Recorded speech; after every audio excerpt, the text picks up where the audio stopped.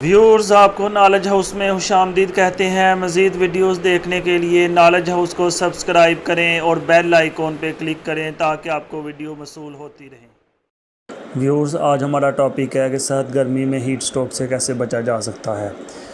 Viewers, गर्मी के मौसम में एहतियात से हीट स्ट्रोक या लू के असरात से बचा जा सकता है। गर्मी में सबसे ज़्यादा नुकसान तब पहुंचता है जब जिस्म शदीद गर्म हो जाए, जिस्म में पानी की कमी हो या हब्स आलूद मौसम की वजह से पसीना ना सूखे। हब्स और शदीद गर्मी की सूरत में इंसानी जिस्म में पानी की शदीद कमी वाक़ हो जाती है, जो ख़तरनाक साबित हो सकती है।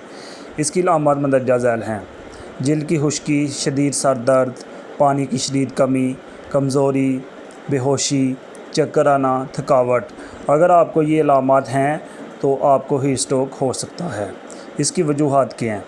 जिल्द की खुश्की, शदीद सर दर्द की वजह पानी कम पीना, पानी की शदीद कमी की वजह शदीद गर्मी में ज़्यादा देर रहना, कमज़ोरी, बेहोशी की वजूहात पुरहजूम और कम हवादार जगह पर काम करना, चक्कर आना और थकावट की वजह शदीद गर्मी में गैर सायादार जगह पर काम करना।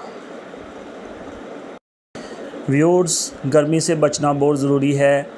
ये इतना ख़तरनाक हो सकता है कि हमारे जिस्म से सारा पानी ख़त्म हो जाए और हमारी मौत भी वाक़या हो सकती है। ख़ासकर छोटे बच्चों को हीट स्ट्रोक से बचाना चाहिए। इसके लिए जो एहतियाती तदाबीर आप इख्तियार कर सकते हैं वो मंदरजा झैल हैं। पानी ज़्यादा मकदार में पिएँ। गर्मी में घर से बाहर काम करने से गुरेज़ करें।